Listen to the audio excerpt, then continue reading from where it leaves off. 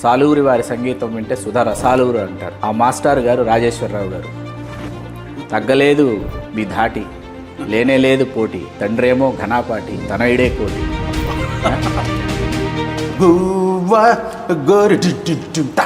Govinda Govinda Govinda Govinda Govinda Govinda Govinda Govinda Govinda brass section trumpet. Balasubrahmanyam గారు గతంలో ఒక ఇంటర్వ్యూలో చెప్పారు, రాజకోటి ఆర్కెస్ట్రేషన్ చేస్తున్నారు, వీళ్ళతో చేయించుకుండా ఆ సంగీతం అని చెప్పినా మన తెలుగు నిర్మాతలు వెళ్ళి ఇళయరాజా గారి వెంట పడేవాళ్ళు. మా మ్యూజిక్ పవర్ విని వెనక్కి వెళ్ళాడు. ఇది మటుకు వాస్తవం. బీటు, డాన్సింగ్, కొరియోగ్రఫీకి, థియేటర్లో సౌండ్, దాన్నంతా ఊహించుకొని మనసులో పెట్టుకుని చేసిన పాటలే చిరంజీవి గారికి కానీ బాలకృష్ణ గారికి అందరికి. నా పాటని ప్రజెంటేషన్ అలా పగడ్బందీగా ఉంటుంది, రౌండ్గా ఉంటుంది, దాన్ని ఎవరు టచ్ చేయలేదు.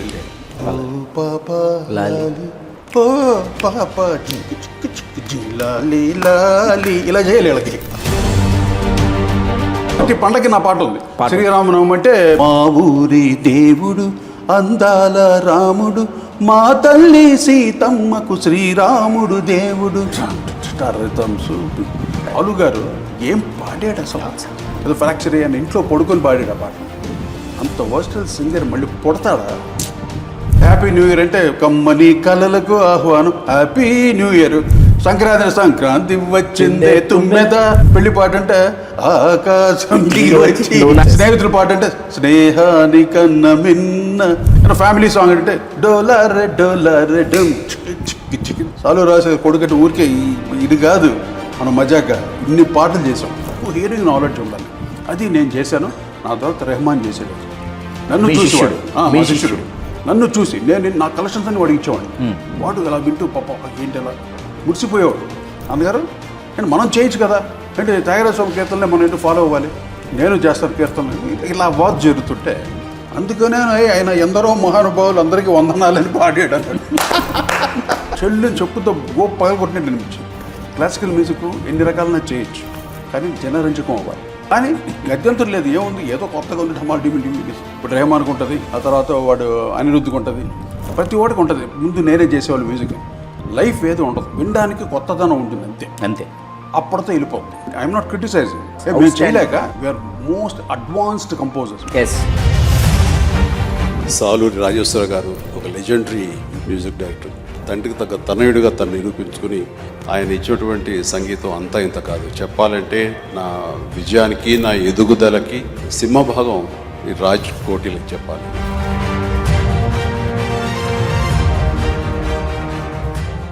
మెమరీస్ విత్ మై ఫాదర్కి హృదయపూర్వక స్వాగతం, సుస్వాగతం.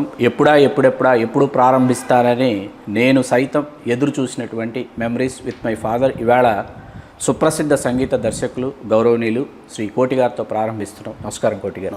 నమస్కారం. ఎవరు నా సృష్టికి బ్రహ్మదేవుడు, ఎవరు నా వృద్ధికి విష్ణుమూర్తో, ఆ తండ్రికి సవినయ వందనం.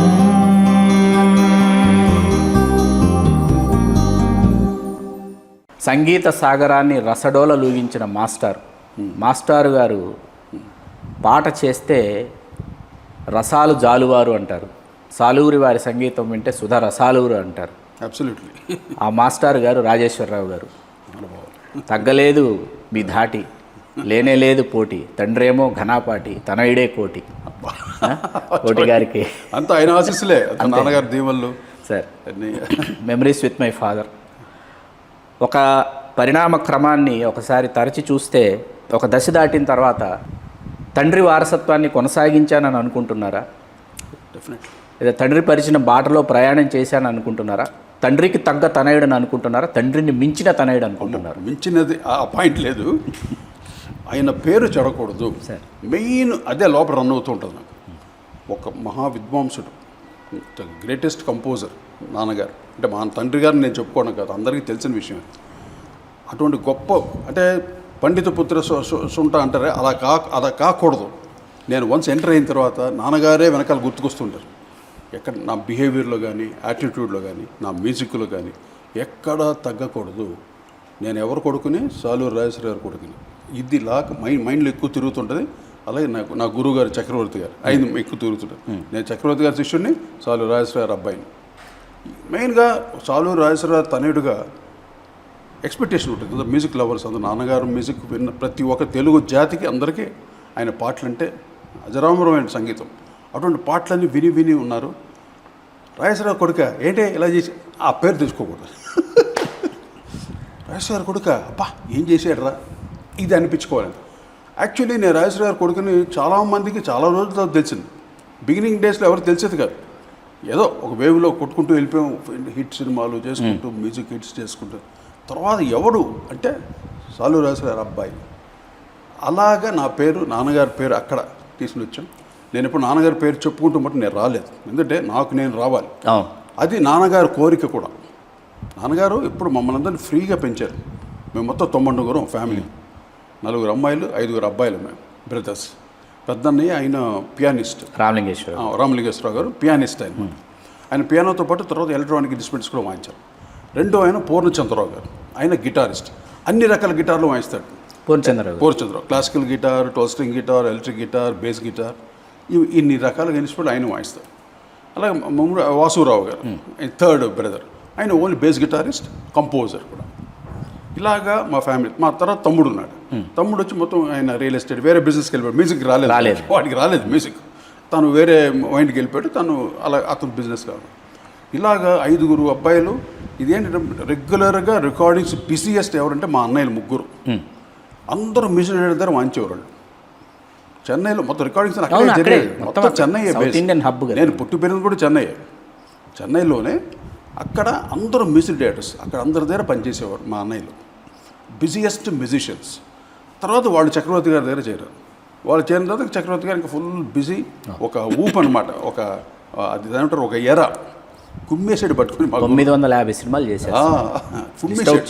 కుమ్మేసాడే అసలు. అంత బిజీయెస్ట్ కంపోజర్స్. అటువంటి అయిన దగ్గర మేము పనిచేసాం. మిమ్మల్ని నాన్నగారు పోలీస్ ఇన్స్పెక్టర్ని చేద్దాం, సబ్ ఇన్స్పెక్టర్ని చేద్దాం అని ఆయన కలలు కన్నారు. మొదటి 3 సంగీతానికి అంకితం చేశాం. నన్ను మట్టుకు బాగా చదివించాలని. నేను పర్సనాలిటీ ఇంకా బాగుండేవాళ్ళు. ఇంకా మీ పెళ్లి ఫోటోలు అవి చూసాను, చాలా ఎఫ్టీగా ఉండేవాడిని. సబ్ ఇన్స్పెక్టర్ అంటే ఆ రోజు సబ్ ఇన్స్పెక్టర్ అంటే కొంచెం వాల్యూ వేరు. ఇప్పుడంతా వేరే అయిపోయింది. అప్పుడు చాలా ఇప్పుడంతా కమిషనర్స్ వేరే డిఐజీస్ అలా వచ్చేసి. అప్పుడు అలాగా నాన్నగారికి కోరిక అనమాట నన్ను పోలీస్ ఆఫీసర్ చేయాలని. అలా ఉంటే నేను చదువు ఒక రకంగా చదివేవాడిని. కానీ తర్వాత ఫ్రెండ్స్ గోల ఆటల గీటల వల్ల చదువు అంతగా అవ్వలేదు. స్కూల్ ఫైనల్స్ వరకు చదివాను, ఎస్ఎల్సి వరకు చదివాను. తర్వాత ఏం చేయాలి, నాన్నగారి కోరిక ఇలా చేయాలంటే నాకు అసలు దానికి చదువుకోవాలి కదా. అవును, పోలీస్ ఆఫీసర్ అంటే బాగా చదువుకోవాలి. లేదు, చదువు రాదు. సరే నా డ్రీమ్ ఏంటి, నేను ఒక మెరైన్ ఇంజనీర్ అవ్వాలని. మెరైన్ ఇంజనీర్ ఒక షిప్లోనే పనిచేస్తే మొత్తం ఫారిన్ షిప్స్లో మొత్తం ఐలాండ్స్ అన్నీ చూసుకుంటూ ఇంకా భూమి మీద గాలి పెట్టకుండా సముద్రంలోనే ఉండాలని నా కోరిక. నాకు అదొక డ్రీమ్. అది నిజంగా ఇప్పటికీ ఉంది, మనసులో ఉంది. బట్ ఇంకా అయిపోయింది. ఆ ఫేజ్ దాటేసాం. అక్కడ నుండి అలాంటి దశలో మీరు మళ్ళీ సంగీతం వైపు ఎందుకు రావాల్సి వచ్చిందంటే ఇంట్లో అంటే నాన్నగారికి పని తగ్గిపోవటం అంటే మేమంతా విద్యను నమ్ముకునేవాళ్ళం. మాకు ఆస్తులు గీస్తులు ఏమి ఉండవండి. నాన్నగారు అలా పెంచారు మమ్మల్ని. మాకు ఏదో లగ్జరీ లైఫ్ నేర్పించలేదు. Very simple middle class family లాగా పెంచారు మమ్మల్ని నాన్నగారు. అంత పెద్ద పేరున్న ఈ నెవర్ షోస్ ఎవరి దగ్గర చూపించగల పలానా కొడుకుని నువ్వు చెప్పాలని చెప్పలేదు. అయినా కూడా అలా ఉండలేదు. ఆ ధీమా, ఒక గర్వం 1% లేదు. ఎవరి గురించి ఒక విధంగా మాట్లాడడం కానీ ఆ సంస్కారం మాకు వచ్చింది. నాన్నగారు సంస్కారమే ఆ రెస్పెక్ట్, అందరినీ గౌరవం ఇవ్వటం, అందరినీ మంచిగా చూడటం. ఇదే మాకు వచ్చిన, ఇది అక్కడి నుండి నేర్చుకున్నది. పైగా ఆయన కూర్చోబెట్టి నేర్పించాల. ఆ సంస్కారం ఆ ఇంట్లో ఉన్నప్పుడే వచ్చేసింది మాకు. ఆయనతో ఉండడం, ప్రవర్తించడంలో అంతే. ఆయన నడవడికతో మీకు అర్థమైపోయింది. కానీ మా ఇంట్లో అందరికన్నా నేను కొంచెం బాగా తుంటరండి. మా అన్నయ్యలంతా కొంచెం సాఫిస్టికేటెడ్, కొంచెం డీసెంట్గా ఉంటారు. నేను కొంచెం పొరికితనం ఇవన్నీ ఎక్కువ. నాకు కొంచెం బాగా ఫ్రెండ్స్ ఎట్టుంటాడు. నేను మంచోడే. ఈ ఫ్రెండ్స్ ఉంటారు కదా గ్యాంగు, ఆ గ్యాంగులతో చేరి నాకు అలా ఉండేది. అప్పుడు నేను కొంచెం దొంగతనాలు చేసేవాడిని ఇంట్లో. నేనే దొంగని. దాని గురించే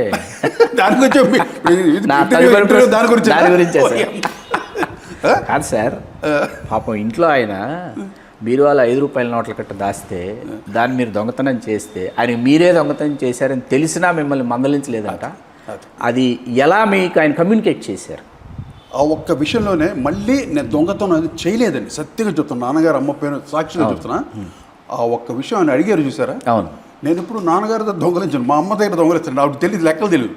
ఆవిడ ఎక్కడో సంచి దిండు కింద పెట్టుకుంటే దాక్కుని వెళ్ళి రాత్రుల్ని తీసేసుకుని 5 10 మనకే ఖర్చు ఉండే చిన్న ఖర్చు. అడిగితే ఇస్తారు, కానీ నాకు మళ్ళీ అనామోషం అంటే ఎందుకు అడగాలి మనకి.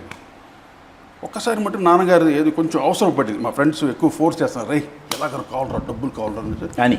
ఎక్కడి నుంచి తెస్తాం మనం అనేసరికి సరే ఇంకా నాన్నగారు బీరో అనేది చూడాలని ఆయన బీరో తాళాలు ఎప్పుడు పెట్టేసి ఉంటుంది, అలా పెట్టేసి ఓపెన్లో ఉంటుంది. ఇప్పుడు అంటే ఓపెన్ కదా, తాళాలు ఉంటాయి, అది తాళాలు దానికి ఉంటాయి. ఆయన స్నానానికి ఏదో వెళ్ళారు, కరెక్ట్గా టప్పు ఎవరు లేరనమాట. బీరో ఓపెన్ చేసి చెయ్యి పెట్టాను, టక్కుని ఒక 5 రూపాయల నోటే కనపడింది, బండిల్ టప్పకి తీసి పాకెట్లో పెట్టేసుకున్నాను, వచ్చేసాను. వచ్చి అయిపోయిన తర్వాత ఆయనకి తెలిసిపోయింది అది, నా వరకు రాలా. నెక్స్ట్ డే ఆయన హైదరాబాద్కి వెళ్తున్నారు, ఏదో మన మసూదా ఏదో దుక్కిపాటి మసూదా ఏదో కంపోజింగ్ ఏదో సంథింగ్ వెళ్తున్నారు. పని వెళ్తాం, నన్ను కూడా రమ్మని చెప్పారు, అదే ఈ విషయం అడగడానికి రమ్మన్నారు. డ్రైవర్ తోలుతున్నాడు, ఆయన ఫ్రంట్ సీట్లో కూర్చున్నా, నేను వెనకాల కూర్చున్నాను. వెళ్తుంటే కొంత దూరం వెళ్ళిన తర్వాత ఏమోయ్ ఇలా ఆయన ఏమోయ్ అంటే ఏరా బూరాలు కావు, ఏమోయ్ బీరోలో డబ్బులు కనపట్టలేదు, ఒకవేళ నువ్వేదైనా తీసుంటే పెద్దబాబుకి ఇచ్చేసే, నాకు కొంచెం ఈ మొత్తం ఈ వీళ్ళకి ఈ ఏ షాప్స్ ఉంటాయి చూడ, కిరాణా డబ్బులు అప్పు పెట్టాం కదా, ఆ డబ్బులు ఇవ్వాలి, అది ఇచ్చేసే, పెద్దబాబుకి ఇచ్చేసే అని. అప్పుడు నాకు ఈడ్చి గోపు మీద చెప్పుతో కొట్టినట్టు అనిపించింది మీకు. నాకు అంత అంటే నాన్నగారు ఎప్పుడు నన్ను ఈ మాట అనలేదు, ఆయనకి ఎలా తెలిసిపోయింది ఇది, అది చెప్పే విధానం ఎలా ఉందంటే అంత సున్నితంగా. అక్కడ నాకు చాలా నేను ఎంత రిగ్రెట్ అయిపోయినా, ఇంత తప్పు చేశానా నేను అని జీవితంలో ఈరోజు చెప్తున్నా, అటువంటి పని నేను చేయలేదు. అది చూడండి ఎంత మార్పులు, కమ్యూనికేట్ చేసిన విధానం. అది ఇప్పుడు అందుకని పిల్లల్ని పెంచే విధానంలో కూడా ఎక్కువ కండిషన్గా పెంచామనుకోండి, మనకి చేతికి దగ్గర వాళ్ళు ఎంత మనం సున్నితంగా ఎంత ఎమోషనల్గా వాళ్ళని చిన్నప్పుడు పట్టుకుని వస్తామో, ఎమోషనల్ టచ్ చాలు దెబ్బకి వర్క్ అయిపోతుంది. అలాగే నాకు చిన్నప్పుడు ఎమోషన్గా ఉండేవాళ్ళు ఇంట్లో అందరూ, పెద్ద ఫ్యామిలీ మాది, చాలా పెద్ద ఫ్యామిలీ. చాలా పెద్ద. అసలు వినాయక చవితి అంటే నాన్నగారు కూర్చొని మొత్తం వినాయకుని ఆయనే తీసుకొస్తారు, ఎక్కడ మార్కెట్కి వెళ్ళి మట్టి వినాయకుని ఆయనే తీసుకొచ్చి ఒక మనిషిని తీసుకెళ్తారు, ఆయన్ని తీసుకొచ్చి దాని గొడుగు అంతా పెట్టి అలంకరణ చేసిన తర్వాత హార్మోనియం పెట్టి కూర్చుంటే అందరూ కూర్చోవాలి అక్కడ. లంబోదర లఘుముఖిర పాడతారు హార్మోనియం, పాడుతుంటే అప్పుడు అందరూ పాడేవాళ్ళం నాన్నగారితో కలిసి. అంత పెద్ద ఫ్యామిలీ మాది, అంత ఇంటిమేసీ అంత. తర్వాత అయిన తర్వాత ఎవరి కాళ్ళు అయిపోయాం సార్. అయితే ఇల్లు లేకపోతే రికార్డింగ్ థియేటర్, ఈ 2 చోట్ల రాజేశ్వరరావు గారు లేరుంటే సినిమా థియేటర్లో ఉంటారు. ఏంటి సినిమాల మీద ఆయనకున్న ఆపేక్ష? చాలా, ఎందుకంటే ఇంగ్లీష్ సినిమాలు ఎక్కువ చూసేవారు. ఇప్పుడు మనకి ప్రతిదీ వచ్చేసిందండి, నెట్ఫ్లిక్స్లో ఉన్నాయి, యూట్యూబ్స్ ఉన్నాయి, క్లిక్ దూరంలో మన ప్రపంచ సినిమా ఇన్స్పిరేషన్. ఇప్పుడు ఏదన్నా ఒక లేకపోతే అక్కడే పడి ఉంటుంది, అదే రాగాలు పట్టు కొట్టు కూర్చోవాలి వీళ్ళు. అవును, అర్థమైందా? ఆ 72 మేళకర్త రాగాలు, దాంట్లో అది నువ్వు తెలిసిన రాగాలతో చేయాలి, భావాన్ని బట్టి చేయాలి. ఏదో ఒక ఇన్స్పిరేషన్ కావాలంటే ఒక రికార్డు కొనాలన్నా కూడా దొరికేది కాదు మనకి అప్పుడు. ఎల్పి రికార్డ్స్ రావాలంటే it will take time 1.5 year 2 years పట్టేది అమెరికా నుండి రావడానికి. ఇది బాంబే వరకు వచ్చేది, అట్లీస్ట్ బాంబే నుండి ఇక్కడ రావడానికి 1 year పట్టేది. మాకు తెలిసేది కదా ఏ పాట ఏమొచ్చింది ఏంటి, ప్రపంచ సంగీతం తెలియదు. అటువంటిది నాన్నగారు అయితే ఇంగ్లీష్ సినిమాలు చూసేవారు పాపం, ప్రతి ఇంగ్లీష్ సినిమా ఏది వదిలేవారు కదా. అలాగా ఇంట్లో night time voice of America అని రేడియో పెట్టుకొని ఆ రేడియో వినేవారు మిడ్ నైట్స్. ఆయన వింటున్నారు, ఉదయం 4 అయిపోయేదంట రేడియోలు వింటూ వింటూ ఉండి ఒక్కోసారి ఏమైనా ఇన్స్పిరేషన్ వస్తే స్వరాలు రాసేసుకుంటారు ఒక ఐడియా కోసం తీసుకొని, దాన్ని ఎలా ఆ కలర్ని ఎలా తీసుకునేవారు అనమాట. ఏదో కొత్తగా చేయాలి కదా అని ఒక తపన. థియేటర్ కూడా నోట్స్ క్యారీ చేసి నోట్స్ నేను మంచి బిట్ ఆయనకి నచ్చింది అనుకుంటా, బిట్ రాసుకుంటారు, దాన్ని పెట్టుకుని దాంతోపాటు ఎలా చేయాలి కంపోజ్. కొన్ని ఇన్స్పిరేషన్ తీసుకుని పాటలు కూడా చేశారు, చాలా పాటలు అన్నీ సూపర్ హిట్ అయింది మనకి వాటి స్ఫూర్తితో. ఓ జవరాల, సమ్మర్ ప్లేస్ అనే మ్యూజిక్ని తీసుకొని ఆ బేస్తో సాంగ్ చేశారు. ఎంత కొత్తగా ఉంచండి తెలుగుదనం ఉట్టిపడుతూ ఒక ఫ్రెషన్స్. అలాగే నాన్నగారు కొన్ని ఇన్స్పిరేషన్ తీసుకుని చేశారు. ఆయన అందువల్ల సినిమా థియేటర్కి ఎక్కువ వెళ్ళారు సినిమాకి. నేను ఒకసారి చిన్నప్పుడు నేను ఎప్పుడు ఆయనతోటే ఉంటాను, నేను చాలా ఇష్టం నాన్నగారికి. ముద్దుగా ఉండేవారు కాబట్టి చిన్నప్పుడు అది ఆయనకి చాలా ఇష్టం నేనంటే. రావోయ్ అనే సినిమా థియేటర్ తీసుకెళ్ళారు. నాకు మెకానస్ గోల్డ్ చూడాలని ఇష్టం. మొత్తం సౌండ్ అసలు మెకానస్ కౌబాయ్ సినిమా కదా. కౌబాయ్ సినిమా వెళ్ళేసరికి అక్కడ థియేటర్లో వాళ్ళు ఒప్పుకోలేదు. యంగ్ కుర్రాడు వీడిని వెళ్ళొచ్చి ఆడాల్సి వాళ్ళే సినిమా. నాన్నగారు ఎంత రిక్వెస్ట్ చేశారంటే, నో సార్ నేను కళ్ళు మూసేస్తాను, నేను సీన్ వస్తే కూర్చోబెట్టుకుంటాను. ఒప్పుకోలేదు ససేమని. ఒప్పుకోకపోతే సరే ఇంకో ఆయన వచ్చారనమాట. ఎవరితో వాళ్ళకి ఇన్ఫ్లుయెన్స్ ఉంది థియేటర్. అది ఏదో చెప్పేసరికి, సార్ చిన్నపిల్ల ఎలా చేయకూడదండి, ఇది సర్టిఫికేట్ సినిమా ఎలా చేయకూడదండి అలా చెప్పి తీసుకుని నేను వెళ్ళిపోయారు. మొత్తం తీసి వెళ్ళిపోయారు లోపలికి. అప్పుడు మెకానస్ గోల్డ్ చూసి అమ్మా ఏంటది అన్నట్టు అలా నాన్నగారు ప్రతి సినిమా నేను తీసుకునేవారు. నేను ఉండేవాడిని ఆయనకి తోడుగా. ఆయన ఎప్పుడో బీచ్కి వెళ్ళాను అనుకోండి చెన్నైలో, నేను చాలా చిన్నవాడిని, నేను నాతో కారు తోలిపించేవారు మీతో ధైర్యంగా. నేను ధైర్యంగా తోలేసేవాడు కాదు. నైట్ టైం 11 తర్వాత ట్రాఫిక్ ఉండదుగా, హ్యాపీగా తోలుకు వెళ్ళిపోవడం. బీచ్లో ఆయన హ్యాపీగా చాపేసి పడుకొని దిండేసుకుని పడుకొని అలా అక్కడ కూడా రేడియో అలా వింటూ పడుకుంటారు అనమాట. సముద్రం గాలి చాలా బాగుంటుంది బీచ్. నేను ఇలా అలా తిరుగుతూ డ్యాన్స్ అక్కడ ఆడుకుంటూ ఉంటాను మీరు చిన్నప్పుడు. అంటే తర్వాత మళ్ళీ నాన్నగారిని ఇంటికి తీసుకుని వచ్చాడు. ఎప్పుడు 3:30, 4కి వస్తాం బీచ్ నుండి వచ్చి ఆయన పడుకుంటారు. మళ్ళీ నేను మళ్ళీ వెళ్ళి పడుకునేవాడు. అప్పటిదాకా బీచ్లో ఉంటాను. 3:30, 4 మ్యాక్సిమం. అంటే మరి ఎక్కువసేపు ఉన్నా కూడా పోలీసులు ఒప్పుకునేవాడు కదా. 3:30 కాదు ఉంటాను, ఒక బిఫోర్ 3, 2:30 ఆ టైంలో వచ్చేవాళ్ళం ఇంటికి. ఇలా జరిగేది నాన్నగారితో నాకు ఇంటిమేసి. నాన్నగారి వెలుగు వైభవం అవన్నీ చూసాం, దగ్గర నుండి చూసినటువంటి ఒక తనయుడిగా కేవి మహాదేవన్ గారు, ఎంఎస్ విశ్వనాథన్ గారు వాళ్ళ ప్రభంజనం మొదలైన తర్వాత అవకాశాలు లేక ఇంటి పట్టున రాజేశ్వరరావు గారు ఉండాల్సి వచ్చింది అన్నది మనం బహిరంగ రహస్యం. అవకాశాలు లేక అన్నది వాస్తవమా? అవకాశాలు రాలేదు రాజేశ్వరరావు గారు. ఆయనకి రాకోసం ఈయన అవకాశాలు ఆయన కరెక్ట్గా ఉండాలి. ఏమాత్రం ఎక్కువ గిరికిలు చేస్తే ఆయన లేచి తుండేసుకుని బయటకు వచ్చేస్తారన్నమాట. అలా వదిలేసిన సినిమాలు ఎక్కువ. అవే మాయబజారు, సీతారామ కళ్యాణం అని ఆయన చేసిన సినిమాల కన్నా వదిలేసిన సినిమాలు ఎక్కువ. ఆడపెత్తనం అలా ఒక వరుస ఉంటుంది. మంచి సినిమాలు అంటే ఆయనకి ఎవరు డిస్టర్బ్ చేయకూడదు. ఆయన ఒక కూర్చొని చేస్తే అలా ఉంటుంది ఆ సంగీతం. అది ఒక నాగిరెడ్డి గారికి, చక్రపాణి గారు వాళ్ళకి బాగా తెలుసు ఆయన ఎలా వాడాలని. మా మిస్సమ్మ అప్పు చేసి పప్పు కూడా అంత అద్భుతాలు చేసి మాయబజార్కి ఎందుకు? మాయబజార్ ఆల్మోస్ట్ నాన్నగారే మ్యూజిక్, నాన్నగారే చక్రపాణి గారి జోక్యాన్ని నాన్నగారు భరించలేకపోయారు. చిన్న ఏదో అవుతాయి, అది ఆయన తట్టుకునే మనిషి గారు. చాలా సున్నితంగా చెప్పారు కదా, నాన్నగారు ఇప్పుడు చాలా సున్నితంగా ఉంటారు చాలా. అందువల్ల అక్కడ ఏదో చిన్న క్లాష్ అయ్యి ఉంటుంది. ఆ క్లాష్లో అసలు ఈ నెవర్ బాదర్స్. ఇంత పెద్ద బ్యానరు, ఇంత పెద్ద హీరో ఆయన ఏం ఉండేది కాదు. ఆయన సంగీతాన్ని ఎవరు డిస్టర్బ్ చేయకూడదు. ఆయన చేసే విధంగా ఆయన ఎంకరేజ్ చేయాలి. అలాగే చేయించుకున్న వాళ్ళే దుక్కిపాటి మసరావు గారు. అన్నపూర్ణ పిక్చర్స్ చూడండి, ఎటువంటి పాటలు ప్రతి సినిమాలో వీణ పాట పెడతాడు ఆయన. అవును, ఆయనకి నాన్నగారు వీణ పాటలు దిట్ట మదిలో వీణలు మ్రోగే దగ్గర నుంచి చాలా ఉన్నాయి కదా. అసలు పాడవేల రాధిక దుక్కిపాటి మధుసూదన్ రావు గారు మొదటి సినిమానే దొంగరాముడే చేయించుకోవాలట నాన్నగారితో. అవును, అది మిస్ అయింది. అది పెండ్యాల గారు, కేవీ రెడ్డి గారు, పెండ్యాల గారు వస్తే దుక్కిపాటి మధుసూదన్ రావు గారు కావాలి రాజేశ్వరరావు గారు అని కోరుకుంటున్నారు, కానీ అది కుదరటం లేదు. చదువుకున్న అమ్మాయిలతో వెలుగు నీడలకు చాలా ప్రయత్నించారంట నాన్నగారి కోసం. చదువుకున్న అమ్మాయిలతో ఈయన ప్రవేశించారు. అక్కడికి ప్రవేశించి ఇద్దరు మిత్రులు ఇంకా అక్కడి నుంచి అసలు నాన్నగారికి కూడా దుక్కిపాటి మసూరు గారు అంటే చాలా గౌరవం, భయం.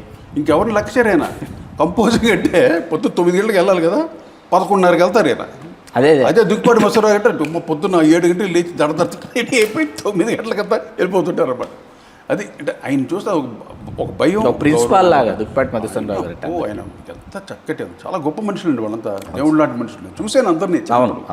నేను ఇండస్ట్రీ కొత్త కాదుగా, మనం అందరినీ చూశాను. తెలుగు సినిమా చరిత్రలో మీ కుటుంబం యొక్క భాగస్వామ్యం ఉంది అన్న విషయం చాలా తక్కువ మందికి తెలుసు. ఎందుకంటే తెలుగు సినిమా చరిత్రకు సంబంధించి స్వర్ణయుగం ఏదైతే ఉందో ఆ స్వర్ణయుగంలో ప్రతి మజిలీలోనూ ప్రతి మలుపులోనూ రాజేశ్వరరావు గారు, వారి పాటలు, వారి కుటుంబం భాగస్వామ్యం ఉంది. దాని గురించి అధ్యయనం జరగాలి, చర్చ జరగాలన్నది నా తాపత్రయం. Very good sir. Mullapudi Venkataramana garu ఆయన ఆత్మకథలో మేము మహాదేవన్ గారిని, ఎంఎస్ విశ్వనాథన్ గారిని పెళ్ళిడి పిల్లలకో దేనికో పెట్టుకున్నారట. నాన్నగారు, బాపు గారు, రమణ గారు అందరూ ఎక్కడో ఎదురుపడ్డారు. రికార్డింగ్ థియేటర్ల దగ్గర ఎక్కడో ఎదురుపడతారు కదా. పడిన తర్వాత నాన్నగారికి మనసులో ఉంది, మనకు అవకాశం అంటే తెలుగు వాళ్ళకి అవకాశం ఇవ్వకుండా వాళ్ళని పెట్టుకుంటున్నారు అని ఉంది. అది ఎలా విమర్శ చేయాలనేది ఆలోచిస్తున్నారంట. ఈలోపు బాపు గారు, రమణ గారు అక్కడున్న వాళ్ళకి మేము రాజేశ్వరరావు గారు అభిమానులం అండి అన్నారంట. అందుకే సార్ వీళ్ళు తెలుగు వాళ్ళని మ్యూజిక్ డైరెక్టర్స్గా పెట్టుకోరు, తమిళియన్స్ని పెట్టుకుంటారు అన్నారంట వెంటనే ఓపెన్గా. అందుకే సార్ వీళ్ళు తెలుగు వాళ్ళని పెట్టుకో హెమిలియన్ సీట్ పెట్టుకుంటాను అన్నారంట. అంటే ఎంతైనా ఇండస్ట్రీలో ఎలా ఉంటుందంటండి, నాన్నగారైనా ఘంటసాల గారైనా ఎవరైనా సరే వాళ్ళ ఎరా జరిగేంత వరకు ఎవ్వరు డిస్టర్బ్ చేయరు. ఆ ఎరాని క్యాష్ చేసుకుంటారు, యూజ్ చేసుకుంటారు, అన్నీ అయిపోతుంది. నెక్స్ట్ కేవి మాధవన్ గారు వచ్చారు. ఇప్పుడు పెండ్యాల గారు, ఘంటసాల గారు, నాన్నగారు అంతా అదే ఒకే ఆదినారాయణ గారి వరకు ఇది ఒక సెకండ్, వాళ్ళందరూ ఒక అదే. తర్వాత కేవి మాధవన్ గారు వచ్చేసరికి ఆయన ఏం చేశాడు, జానపదం. ఆయన కూడా పెద్ద విద్వాంసుడు, పెద్ద కర్ణాటక విద్వాంసుడు, మహానుభావుడు. కుటుంబమే అతను చాలా గొప్ప విద్వాంసుడు. కానీ ఆయన కర్ణాటక, అది కేరళీకం అండ్ తమిళ్, ఆ టైప్ ఆఫ్ కర్ణాటక. తెలుగులో వచ్చేసరికి వేరే స్టైల్ ఉండాలి యాక్చువల్లీ, అది ఆయనకి తెలీదు. కానీ ఎలా చేశాడు ఆయన అసలు. కేవి మాధవన్ గారి పాటలు దసరా బుల్లోడు మంచి, ఓ మై గాడ్. అంటే ఒక సింపుల్సిటీ తీసుకొచ్చాడు, ఒకటి న్యూ ట్రెండ్. అప్పట్లో నాన్నగారు పెండారు వీళ్ళేంటి ప్యూర్ క్లాసికల్, రాగభరితంగా స్వరాలు కానీ రాగం ఆరోహణ పక్కాగా ఉండేది.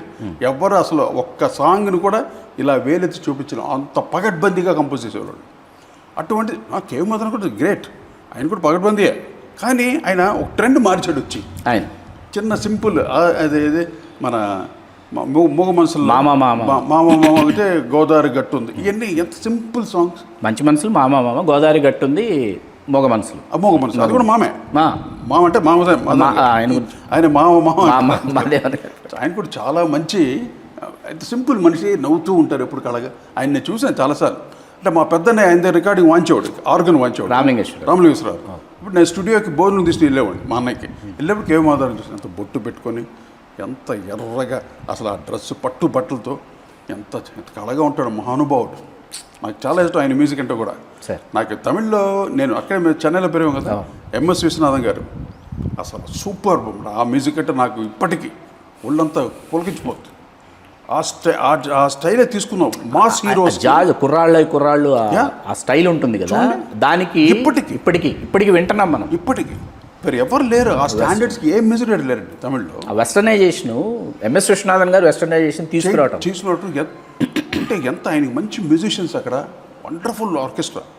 అంటే యాంగ్లోనియన్స్ అందరూ వాళ్ళు కూడా తీసుకుని అరేంజ్మెంట్స్ చేసి పాటల్ని ఒక టీం వర్క్లా వర్క్ చేసేవాడు ఆ రోజు. ఎంఎస్వి సాంగ్స్ ఏంటి, ఆ బ్యాక్గ్రౌండ్ స్కోరు ఇళయరాజా గారిని ఇన్స్పైర్ చేసినటువంటి మ్యూజిక్ డైరెక్టర్. ఇళయరాజా అంటే ఆయన దగ్గర ఆయనతో నో కంపారిజన్ ఆయనే చెప్తాడు. ఇళయరాజా అంటే ఎంఎస్వి గారితో కంపారిజన్ ఏ మ్యూజిక్ డైరెక్టర్ లేదు. అక్కడ నుండి నేర్చుకున్న బీజాలు అన్నీ ఎవరైనా సరే. మాకు ఆ కమర్షియల్ ట్రెండ్ ఆయన దగ్గర నేర్చుకున్నాను. అండ్ మా గురుగారు చక్రవర్తి గారు ఈరోజు ఇంత లాంగిటీగా ప్రాక్టీస్ ఉన్నారు అంటే, ఉన్నాం, ఇన్ని సినిమాలు 500 సినిమాలు పైన చేశాను అంటే దట్ ఈస్ ద రీజన్. ఆ కమర్షియల్ ట్రెండ్ కావాలి. క్లాసికల్ మ్యూజిక్ ఎన్ని రకాలైనా చేయొచ్చు, కానీ జనరంజకం అవ్వాలి, జనాలు పాడుకోవాలి. అది పాడుకునే పాట ఎవరు చేస్తారు? కేవి మాధవన్ గారు శంకరాభరణంలో చేశాడు.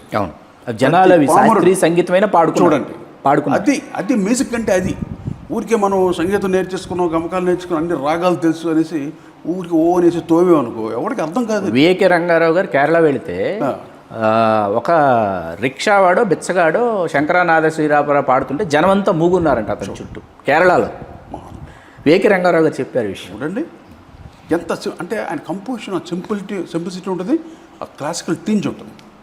ఇదేంటి మీరు ఆ తిరువల యాడని ఒక సినిమా చేశాడు ఆయన, బాబోయ్ ప్రతి పాట ఒక చరిత్ర, ఒక పాట. అది శివాజీ గణేశన్ గారు, సావిత్రి గారు వాళ్ళు చేసిన సినిమా.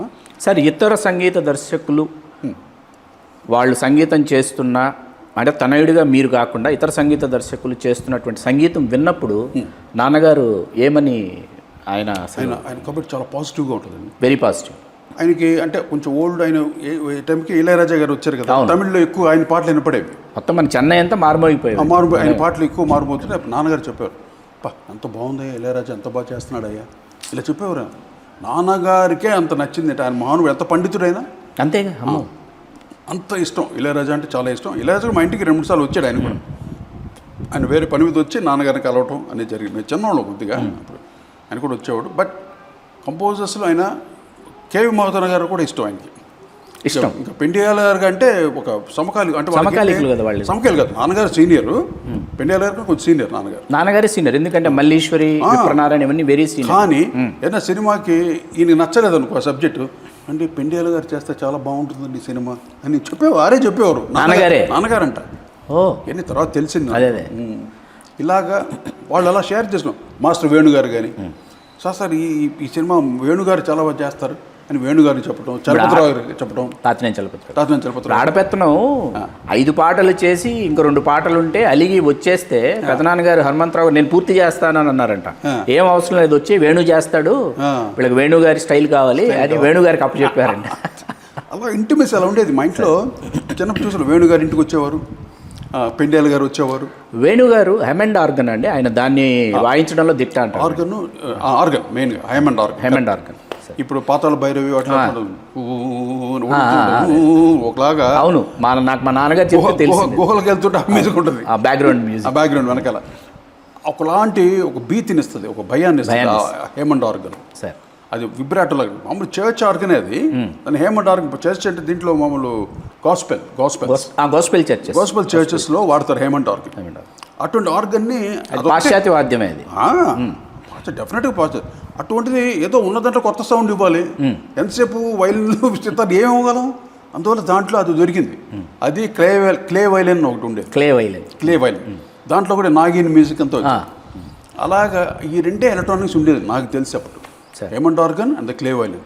తర్వాత కాంబో ఆర్గన్ ఒకటి వచ్చింది, అది కేవి మాధవన్ గారు ఎక్కువ వాడేవారు. అది అప్పుడు మా పెద్దన్న ఇక్కడ వాయించేవాడు. కాంబో ఆర్గన్ తర్వాత ఇంకొకటి సింథసైజర్స్, ఒక్కొక్క ఎలక్ట్రానిక్ ఇన్స్ట్రుమెంట్ ఇంట్రడ్యూస్ చేయడం జరిగింది. వాటిల్లో రకరకాలు వచ్చేసింది. ఇప్పుడు ఎక్కడికి వెళ్ళిపోయిందంటే కీబోర్డ్ అక్కర్లే, మొత్తం సాఫ్ట్వేర్ బేస్డ్ కీబోర్డ్ అవసరం లేదు. ఒక్క కీబోర్డ్ ఉంటే ఒకటే కీబోర్డ్లో 100 రకాల కీబోర్డ్లు వాయించచ్చు మనం.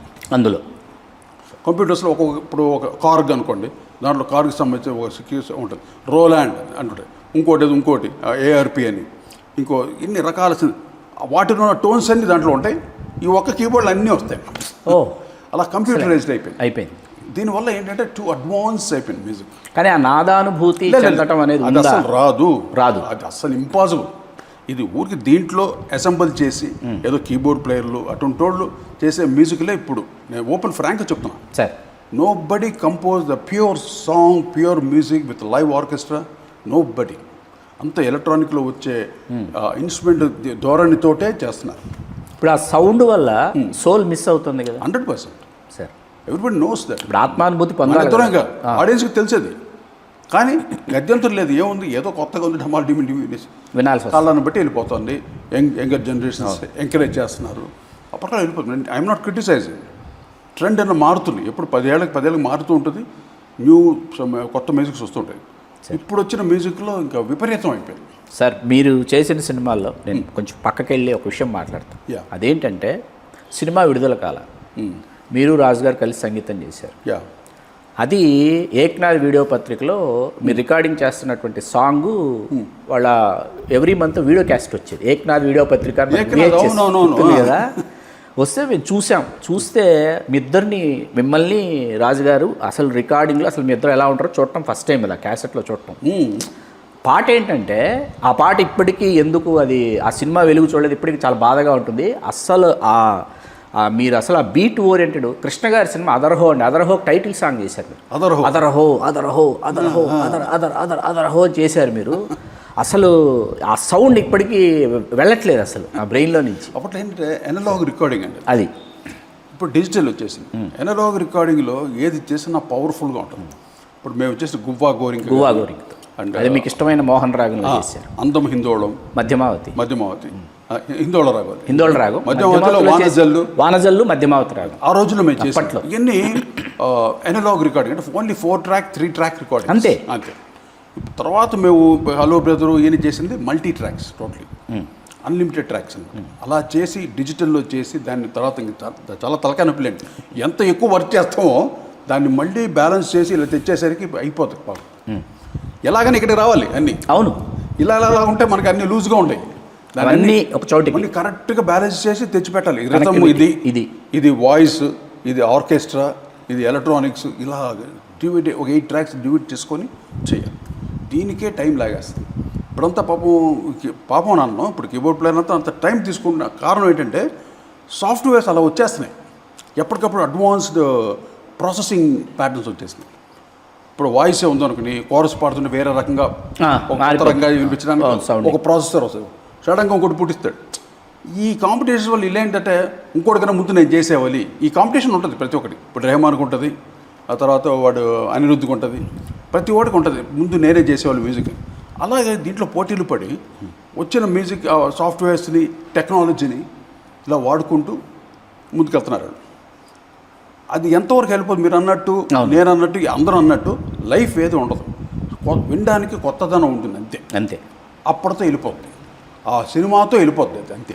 ఇప్పుడు మేము రాత్రిపూట కూర్చున్నా ఏమవుతుంది, కొత్త సినిమాలు, కొత్త పాటలు, కొత్త ట్రైలర్లు అవంటే అస్సలు అవన్నీ అలా పక్కన పెట్టి మేఘమా దేహమా గజ్జగల్లు మన్నదో ఇవి వింటూ కూర్చుంటున్నాం. గువా గోరింకతో ఇవే వింటూ ఫరెవర్ సాంగ్స్ అండి. ఫరెవర్ సాంగ్స్ చేయలేక సార్ మీరు ఇప్పుడు myself and my Raj, we are most advanced composers. Yes. మేము On those days. ఇంకో 50 years అడ్వాన్స్ మేము మ్యూజిక్ చేయగల సత్తా ఉన్నాడు. మేము ఎందుకు చేయలేదు? మేము ఎందుకు చేయలేదు చేసి అర్థం చేసుకున్నాడు ఎవడు లేడు, తీసేవాడు లేడు. ఫస్ట్ ఆఫ్ ఆల్ మీరు చేసిన అంటే ఇది కదంసింహం మేకింగ్ చేశాను సార్. మేకింగ్ వీడియో చేశాను నేను. చేసి చిరంజీవి గారికి సర్ప్రైజ్ ఇద్దామని చెప్పి చేసి మీ పాత ఇవన్నీ కలెక్ట్ చేసుకుంటూ చూస్తున్నా. మీరు ఒక సందర్భంలో చెప్పారు, చాలా అసలు ఈ కంపోజిషన్ చక్లిగింతల రాగం చాలా కష్టం, మిగతా పాటలన్నీ చేసేయచ్చు, ఇది ఇలా గిటార్ మీదే చేశాను కంప్లీట్గా ఈ పాట, నేను చాలా అసలు ఏంటంటూ ఊహించేసుకున్నాను అంటే అక్కడ చూసిన తర్వాత అది అలా లేదు అని మీరు చెప్పారు.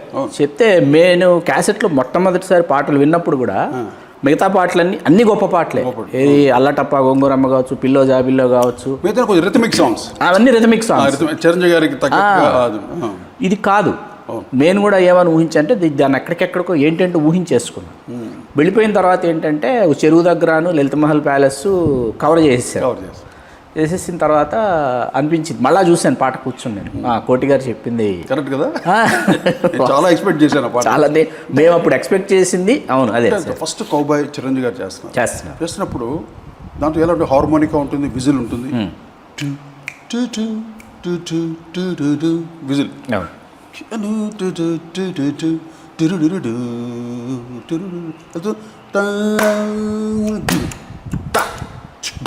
కొత్త రకమైన బీట్ అది, దానికి తాళంలో ఉండదు, ఉండదు,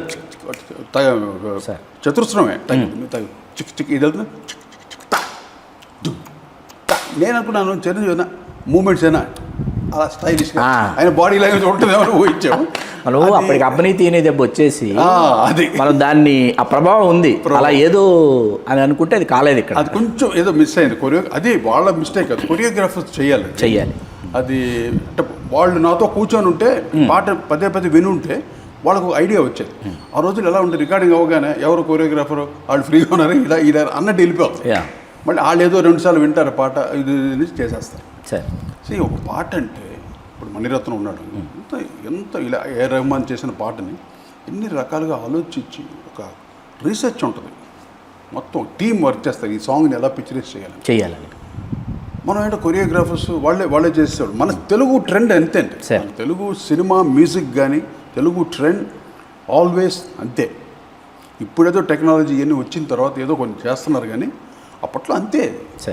దాంట్లో అప్పటికి చాలా ఎక్కువ మ్యూజిక్ చేసాం. అవును, అసలు ఎటువంటి మ్యూజిక్ అది హార్మోనియాతో ఏ పాటను వస్తుంది, గిటార్స్ తోటి రాదు అసలు, పక్కా అమెరికన్ ఫోక్ అంటారు దాన్ని, కంట్రీ మ్యూజిక్ హార్మోనికా, మౌసింగ్, గిటార్ పెట్టి చేసాం ఆ పాటని. బట్ ఆడియన్స్ రిసీవ్ చేసుకున్నారు, అది గ్రేట్. ఆడియన్స్ రిసీవ్ చేసుకున్నారు, ఫ్యాన్స్ రిసీవ్ చేసుకున్నారు, చాలా బాగా. ఆ రోజుల్లో ఏంటంటే అసలు ఒక రాజ్కోటి అని చూడగానే చిరంజీవి గారికి, ఆ తర్వాత మీరు అల్లుడా మజాకా, హిట్లరు, రిక్షావుడు ఇవన్నీ మీ పేరు మీద కోటి అనే పేరు మీద ఉన్నప్పటికీ ఆ పేరు చూడగానే ఏంటంటే అసలు అప్పటికి ఫిక్స్ అయిపోయేవాళ్ళం. ఒక జెండా. నాకు 3 సినిమాలు సార్, చిరంజీవి గారితో ఇప్పటికి మొగుడు, బాలయ్య బాబుతో బాలగోపాల్, నాగార్జున గారితో విక్కీ దాదా. 3 ఏంటంటే 3 టైం లైన్స్లో వచ్చినాయి. అంటే ఒక సంవత్సరం అది, ఒక సంవత్సరం ఇది, ఒక సంవత్సరం ఇది, అలా వచ్చి 3 musical hits, 3 super duper hits. అసలు నాగార్జున గారికి ఇది ఇవ్వాలి, చిరంజీవి గారికి ఇది ఇవ్వాలి, బాలకృష్ణ గారికి ఇది ఇవ్వాలన్న విభజన ఒకటి ఉంటుంది. అది ఆ విభజన ఏంటంటే చిరంజీవి గారికి మీరు ఎముడికి మొగుడు తీసుకుంటే మీరు చేసినటువంటి ఎక్కువ బండి ఎక్కువ మామ చేసినా లేదా బహుశా నేను బందర్లో చూసుకుంటా అందం హిందోళం అన్నది ఇంకా అది ఇంకా ఆల్ టైమ్ ఇవాళ అది కాలానికి నిలబడిన పాట. కానీ బహుశా బందర్లో చూసుకుంటా చేసి బాలకృష్ణ గారి దగ్గరకు వచ్చేటప్పటికి అసలు బాబా బంతి దాంట్లో సార్ బాలకృష్ణ గారి ఇంట్రడక్షన్ సాంగ్ అసలు డ్రమ్స్ ఉంటాయి, drums beat oriented drums and introduction song అది. డప్పులు వాటితో అసలు డప్పులు డ్రమ్స్ అసలు ఎన్ని వాయించారు అంటే బాలకృష్ణ గారికి ఇది కావాలి, చిరంజీవి గారికి ఇది కావాలి, నాగార్జున గారికి అది కావాలి అని చెప్పి. ఇక్కడ నేను చెప్పారు కదా, అవును సార్. ఇక్కడ నా సైడ్ ఏంటంటే చిరంజీవి అనే వ్యక్తికి అన్ని రకాల మ్యూజిక్ మ్యాచ్ అవుతాయి. లైక్ ఇంటూ ఫోక్, ఎక్కు బండెక్కు పక్క నాటు, నాటు ఊర నాటు, తర్వాత నాటు కొట్టుడు, వీర్ర కొట్టుడు, దంచి కొట్టుడు, అది అది నాటు, అది కూడా సూపర్ నాటు. ఇలాగా నాటు బాగుంటుంది. హై పప్ప పప్ప ఓ పప్ప పప్ప రే పప్ప, ఈ స్టైల్ బాగుంటుంది. మళ్ళీ ఇంకా హిట్లర్లో లాగా హబీబీ హబీబీ ఆ స్టైల్, ఏ స్టైల్ చేసినా చిరంజీవి గారు బాగుంటుంది. నేను మిగతా హీరోస్ వచ్చారు, బాలకృష్ణ గారికి ఎక్కువ ఫోక్ డప్పులతోటి ఈ పక్క ఎంత ప్యూర్ ఫోక్ వెళ్తాం, ఆయన బాడీ లాంగ్వేజ్కి అది చాలా బాగుంటుంది సార్. ఆయన డ్యాన్సింగ్ స్టైల్ కానీ ఆ గ్రేస్ మళ్ళీ ఇంకోళ్ళకి రాదు, అది ఆయనతో ఒక స్టైల్ బాలయ్య.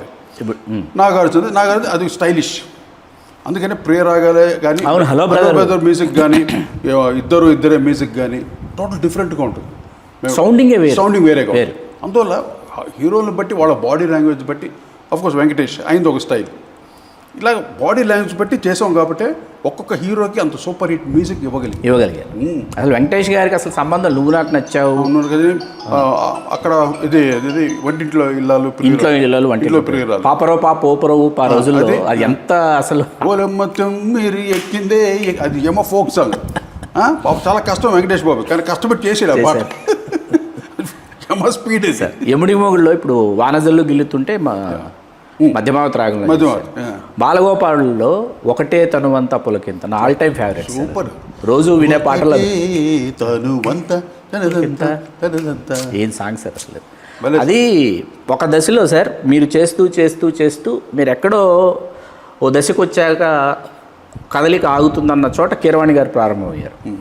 కీరవాణి గారి ఉద్ధృతి అలా పెరుగుతుండగా అసలు మేమేమీ తక్కువ తినలేదు, మాలో ఇంకా ఏమీ సత్తా తగ్గలేదని మీరు మేఘమా దేహమా అని మీరు మళ్ళీ సీతారత్నం గారి అబ్బాయితో మీరు ఇమ్మీడియట్గా ఆ టైంలో ఏంటంటే సీతారత్నం గారి అబ్బాయి, పెద్దరికము, పెదరాయుడు వరుసగా అసలు ఏ పాట వినాలి, నాన్నగారికి కదిలే కాలమా ఇష్టమా లేకపోతే నాన్నగారికి మీరు చేసిన పాటలో చాలా ఇష్టమైన పాట ఇదే పెద్దరికం. ఆ పాట అంటే చాలా ఇష్టం, చాలా ఇష్టం. ఓపెన్గా ఎవరో పెద్ద కంపోజర్స్ చేసినట్టుంది, ఎక్కడ ఏదైనా ఇన్స్పిరేషన్ తీసుకున్నావని. తీసుకోలేదు నాన్నగారు, ఆ సిచ్యువేషన్ నన్ను ఇన్స్పైర్ చేసింది. చాలా రోజులు నానుతుంది లోపల, తప్పును వచ్చిన చూను. అది మా ఏం రత్న గారు నిజంగానే కూడా ఆయన మీట్గా యాక్సెప్ట్ చేసి భువనచంద్ర ఇమీడియట్గా దానికి ఎంత గొప్పగా రాసాడు భువనచంద్ర గారు. అఫ్కోర్స్ జయసుదాస్ గారు వాయిస్ పడేసరికి ఇంకా పాటకి ఘనం వచ్చింది. సార్వజనీనత అంటారే అది వచ్చింది ఆ పాటకి. ఇది ఆల్ టీమ్ అండి. ఇప్పుడు వాళ్ళ వల్ల వీళ్ళ వల్ల ఎవరి వల్ల వాళ్ళ వల్ల ఏది కాదు, టోటల్ సాంగ్ పుట్టింది. ఆ పుట్టిన పాటకి ఎవరెవరు ఏంటిని సరస్వతి నిర్ణయిస్తుంది, ఆ భగవంతుడి నిర్ణయం అది. ఏదో మాకు అనిపిస్తుంటుంది ఈ పాట జేసు పాడితే బాగుంటుంది, ఇది బాలు పాడితే బాగుంటుంది, ఈ చిత్ర పాడితే బాగుంటుంది, సుశీల. ఇలా మేము యాజ్ అ కంపోజర్స్కి we have to take decisions. Producer కాదు, డైరెక్టర్ కాదు, ఎవరు కాదు. వాళ్ళు చూనంత ఓకే అయిపోయిన తర్వాత ఏం కొట్టి చెప్పు ఎవరితో పాడిద్దాం, ఇది బాలు గారా లేకపోతే జేసుతో పాడిద్దాం, జేసుదాస్ గారి. జేసుదాస్ డిఫరెంట్గా ఉంటుందమ్మా, ఈ బ్యాక్గ్రౌండ్ సాంగ్ కదా, ఇలా మేము చెప్పేవాళ్ళం. అలా జరిగేది. సార్ కీరవాణి గారి ప్రస్తావన వచ్చింది కాబట్టి అసలు కీరవాణి గారికి అసలు ఆ పేరు పెట్టడమే నాన్నగారి వల్ల జరిగింది. ఏదో అనేవారు, నాకు తెలియదు. ఆయన కూడా చెప్పాడు సార్, కీరవాణి గారు చెప్పారు, వాళ్ళ నాన్నగారు కూడా చెప్పారు, శివశక్తి ఏదో ఒక ప్రోగ్రాంలో కూడా చెప్పారు సార్. అంటే ఏదో ఒక పాట నాన్నగారు పాట భానుమతి గారు పాడారు, ఎందుకో ఈ పాట సరే లేకపోతే ఇంకోటి ఏదో సార్ కలగంటి అనే పాట ఏదో కీరవాణి రాగంలో ఆ రాగంలో ఉంటే అది ఆ పాట ఆయనకు బాగా ఇష్టం అంట. శివశక్తి దత్త గారి ఆయన పెద్ద ఆయన, ఆయనకి చాలా ఇష్టమైన పాట. నాన్నగారి దగ్గరకు వచ్చి మాస్టర్ గారు ఇది ఏ రాగం ఏంటి నన్ను బాగా హాంట్ చేస్తున్నట్టు అప్పుడు నాన్నగారు చెప్పారు. అంటే నాకు కొడుకు పుడితే మట్టుకు ఈ రాగం పేరు పెట్టుకుంటారు, కొడుకు కానీ కూతురు పుట్టినా ఎవరు పుట్టినా ఈ రాగం పేరు పెట్టుకుంటాను. అప్పుడు కీరవాణి గారికి ఆ పేరు ఆ పెట్టారు. పేరు ఇది చాలా మందికి తెలియదు. అది ఏముంది, కానీ ఆయన కూడా మంచి సక్సెస్ఫుల్ కంపోజర్ అయినా. సార్, నాన్నగారు అమెరికా వెళ్ళినప్పుడు అక్కడ వీరగంధం వెంకట సుబ్బారావు గారిని మొట్టమొదట అమెరికాకు వెళ్ళినటువంటి హరికథ విద్వాంసుడు. నాన్నగారు వెళ్ళిన తర్వాత నాన్నగారికి సన్మానం ఏదో ఉంది, నాన్నగారి కచేరీ ఉందట. అవును. అయిన తర్వాత నాన్నగారు కూర్చుని ఉన్నారు, వారి హరికథ గానం ప్రారంభమైంది. పక్క వాయిద్యం వైలిన్ మాత్రమే ఉందట. నాన్నగారు వారికి ఉన్న రాగ జ్ఞానానికి వాటికి నాన్నగారే ముగ్ధులయ్యి నేను వచ్చి హార్మోనియం పక్క వాయిద్యంగా వాయిస్తాను. నాన్నగారు వెళ్ళి హరికథ మొత్తం గజేంద్ర మోక్షం హరికథ నాన్నగారు మొత్తం హార్మోనియం వాయించారన్న విషయం వీరగంధం వెంకట సుబ్బారావు గారు ఎన్నిసార్లు చెప్పుకుంటారో మాతో, మేము ఎన్నిసార్లు వినుంటామో. ఎస్ రాజేశ్వరరావు గారు వచ్చి హార్మోనియం నా హరికథ కంటే ఎదుటి వ్యక్తిలో విద్వత్తు ఉంది అంటే ఎస్ రాజేశ్వరరావు గారు వారిని గౌరవించేటటువంటి తీరు అది ముగ్ధుల్ని చేస్తుంది. నాన్నగారికి 72 మేళకర్త రాగాలు ఇష్టమైన రాగం ఆభేరీన భీంప్లాస్ ఆభేరి ఒకటే.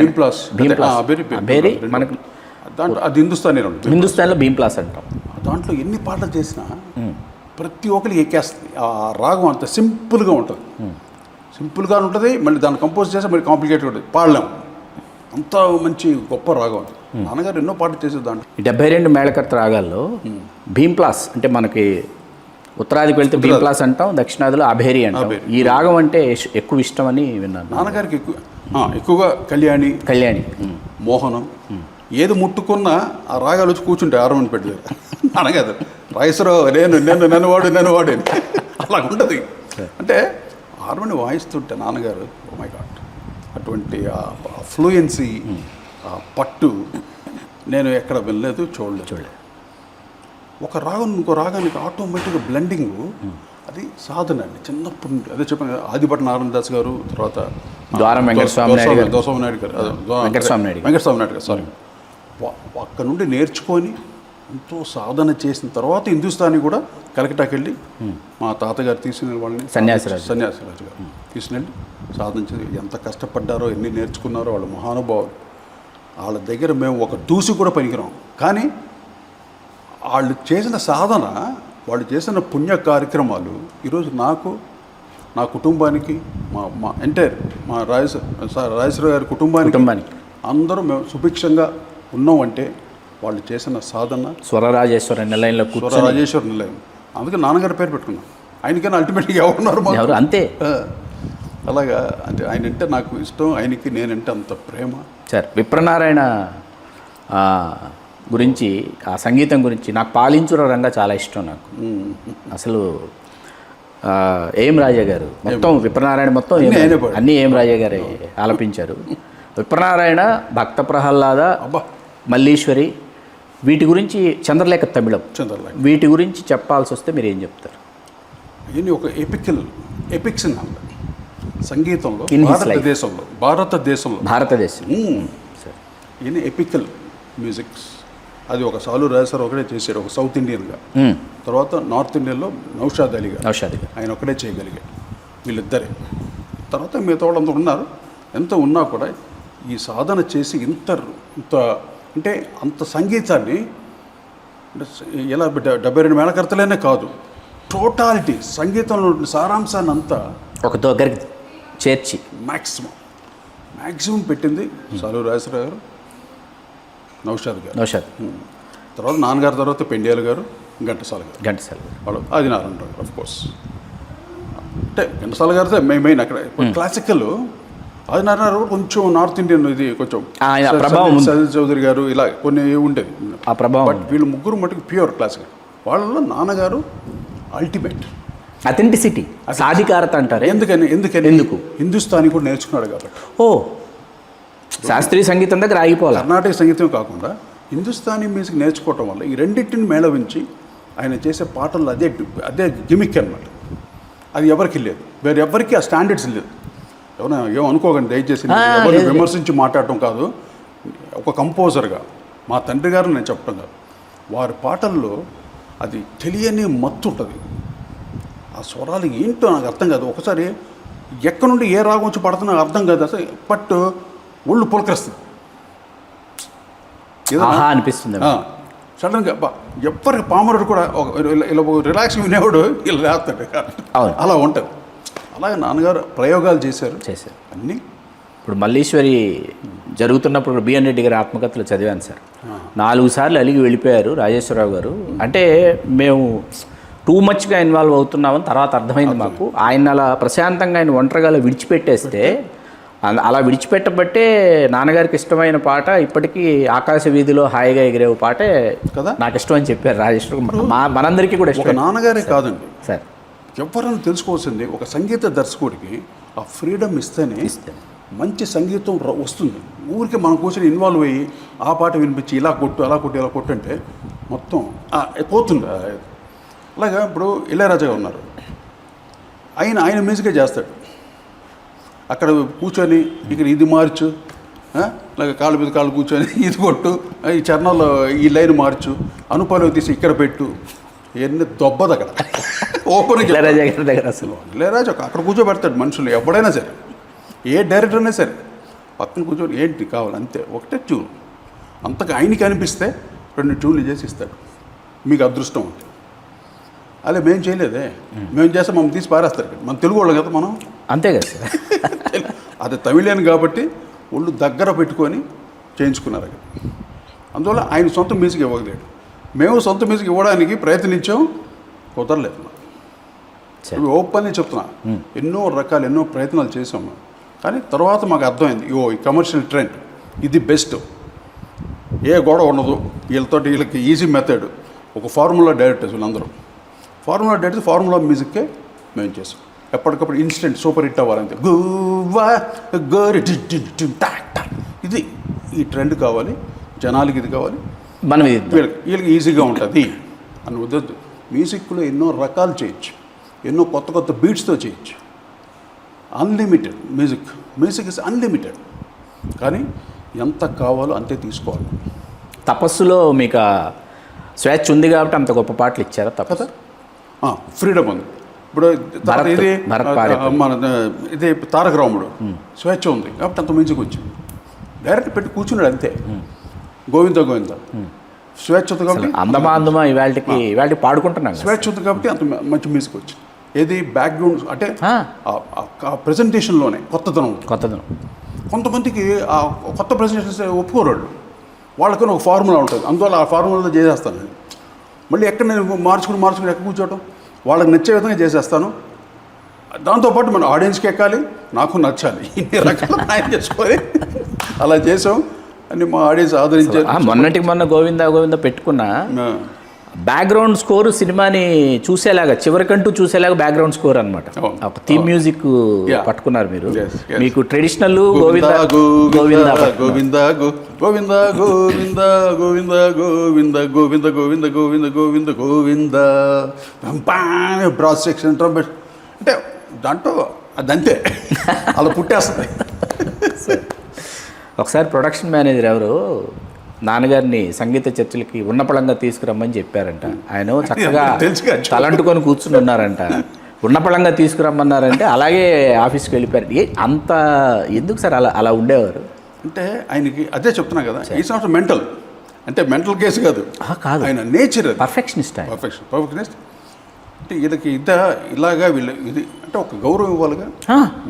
విద్వాంసుడు నువ్వు గౌరవం ఇవ్వాలి కదా. గౌరవం కూడా మాస్టర్ గారు మీరు ఆటో బట్టన్ వచ్చేయండి పలానా ఏంటిది, నాకు కూడా నచ్చదు. ఎవరిని అలా చెప్తే నాకు ఇప్పటికీ నచ్చదు. ఒక సెల్ఫ్ రెస్పెక్ట్ ఉంటుంది ప్రతి మనిషికి ఉంటుందిగా. ఆయన ఒక పెద్ద విద్వాంసుడు, ఒక సెల్ఫ్ రెస్పెక్ట్ ఉంటుందిగా. కార్లో ట్యాక్సీలో వచ్చేయండి, ఆటోలో వచ్చేయండి అన్నం ఏంటిది? మ్యూజిక్ డైరెక్టర్ అంత లోకువా? సరస్వతి కదా సార్, సంగీత సరస్వతి. అది తప్పు కదా, చాలా తప్పు. కానీ నేను వాళ్ళని ప్రొడక్షన్ మేనేజర్ తెలీదు హౌ టు హ్యాండిల్ ఒక పెద్ద, వాళ్ళకి స్టేటస్ తెలియదు. వాళ్ళకి ఎంతసేపు ఈ షూటింగ్లో వాళ్ళకి ఇలా ఉంటారు ప్రొడక్షన్ మేనేజర్. వీళ్ళు ఏం చేస్తారు, ప్రొడక్షన్ మేనేజర్కి ఒప్పు చెప్పకూడదు. ఇది డైరెక్టర్ అనేవాళ్ళు లేకపోతే producer, you to take the responsibility to intimate చేయటం కానీ ఇన్ఫార్మ్ చేయటం కానీ వాళ్ళు ఫోన్ చేసి చెప్పాలి. అవును, అలా ఉండేది ఆ రోజు. నీకు ఏం చేయటం మరి అంటే నాన్నగారికి అది నచ్చదు. కొన్ని అలా రమ్మన్నారా, సరే ఇలాగ వస్తానని బయలుదేరి ఆటో అడిగారు. ఆటో సెంట్రల్ స్టేషన్లో ఉంది. ఇక ట్యాక్సీ పట్టుకుని ఆటోకి వెళ్ళి అక్కడ ఆటో పట్టుకొని కావాలని వాళ్ళకి తెలియలేదు కదా, ఆటో కోసం ట్యాక్సీలో వెళ్ళి ఆయన వాళ్ళకి తెలియాలని, ఇది ఊరికి కావాలని కాదు, వీళ్ళకి తెలియాలి ఏంటి. అప్పుడు వాళ్ళు తెలుసుకుని తర్వాత నెక్స్ట్ నుండి కారు పంపించి చాలా గౌరవంగా చూసుకున్నారు నాన్నగారు. అలా ఇప్పుడు కాలం అట్లా అయిపోయింది. ఎవరితో గౌరవం పొందాలంటే ఇన్ని రకాలుగా చేయాల్సి వస్తుంది. ఎవరైనా కానివ్వండి, ఒక సెల్ఫ్ రెస్పెక్ట్ లేకపోతే ఎవడు ఒప్పుకోడండి. ఎవరికన్నా అది ఏ పని చేస్తున్నవాడికైనా మనం గౌరవం ఇవ్వాలి. అది లేదు కొన్ని ప్లేసెస్లో. That's what. దానివల్లే ఇవాళ ఇన్ని అంతరాలు అన్నీ జరుగుతాయి సార్. నిజం చెప్తున్నాను. ప్రతి ఒక్కరిని గౌరవించాలి. ఎలాగో ప్రేమించం, అది పోయింది. ఆ జ్ఞానం అనేది ఎప్పుడో పోయింది, గాలికి ఎగిరిపోయింది మొత్తం, అవుట్. ఒకరికొకటి చూసి ప్రేమించుకోవటం, ఆప్యాయంగా పలకరించుకోవటం, లేదు. ఇలా ఈడు వెళ్ళిపోతే ఈడి గురించి ఆడు 10 మందికి చెప్తాడు, ఆడు వెళ్ళిపోతే ఈడి గురించి ఆడు 10 మంది చెప్తాడు. ఇది కాలం. ఏమవుతుంది ఇలా? ఈ కాలం ఏమవుతుంది? సమాజం అయిపోతుంది. మనుషుల్లో ప్రేమ లేక, ఆప్యాయత లేక ఎంతసేపు వేరే రకం అయిపోయింది. మాట్లాడితే వేరే మనం హ్యాపీగా చేసుకుంటాం. బాలసుబ్రహ్మణ్యం గారు గతంలో ఒక ఇంటర్వ్యూలో చెప్పారు, ఆర్కెస్ట్రేషన్ విషయంలో ఇళయరాజా గారితో సరిసమానంగా రాజ్కోటి ఆర్కెస్ట్రేషన్ చేస్తున్నారు, వీళ్ళతో చేయించుకోండి ఆ సంగీతం అని చెప్పినా మన తెలుగు నిర్మాతలు వెళ్ళి ఇళయరాజా గారి వెంట పడేవాళ్ళు. నాకు అది అర్థమయ్యేది కాదు అని బాలసుబ్రహ్మణ్యం గారే చెప్పారు. అంటే ఇవాళ విన్న పాటలు విన్నా, బ్యాక్గ్రౌండ్ స్కోర్స్ విన్నా, మీరు ఎక్కడ అంటే మీ పారితోషికానికి ఇళయరాజా గారి పారితోషికానికి సంబంధం లేకపోయినా అయినా మీరిద్దరూ ఆ వచ్చిన పారితోషికంలోనే మీరిద్దరూ చెరిసగం పంచుకోవాలి. కంపేర్ చేయకూడదు. అతను ఎంతో సాధన చేసి వచ్చిన మనిషి, చాలా గొప్ప సంగీత కళాకారుడు. ఆయనతో కంపేర్ చేయడం కాదు, బట్ ఆయన ఉన్నప్పుడు కూడా మేము వచ్చిన తర్వాత మాకును ఒక శైలి తెచ్చుకోవాలి. అవును. ఆయన మా మ్యూజిక్ పవర్ విని వెనక్కి వెళ్ళాడు. ఇది మటుకు వాస్తవం అని చెప్తాను, అందరి ముందు చెప్తున్నాను సార్. మా మ్యూజిక్ విని ఇంకా అతను ఆనందాన్ని అర్థమైపోయింది. అంటే మాది అంత powerful beat, the presentation of the song is different.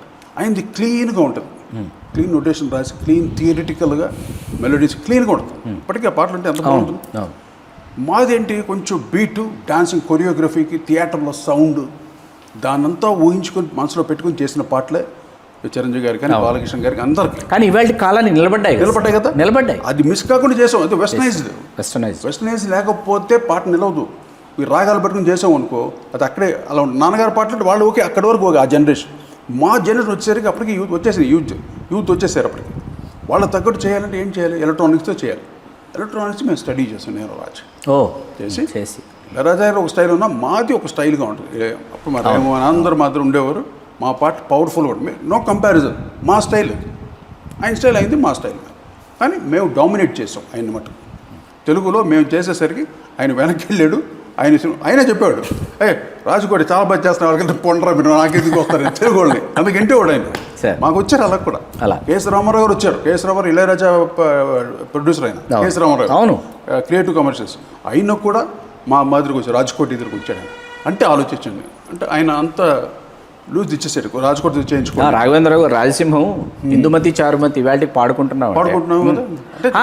ఇవి చేస్తూ మీరు సాలూరు రాజేశ్వరరావు గారు అబ్బాయి కాబట్టి, సాలూరు రాజేశ్వరరావు గారు శాస్త్రీయ సంగీతం నేర్చుకుని హిందుస్థానీ నేర్చుకున్నారు కాబట్టి కాలానికి నిలబడేటటువంటి సంగీతం ఇచ్చారు. నేను ఒకటే నేర్చుకున్నా, ఏంటి తెలుసా?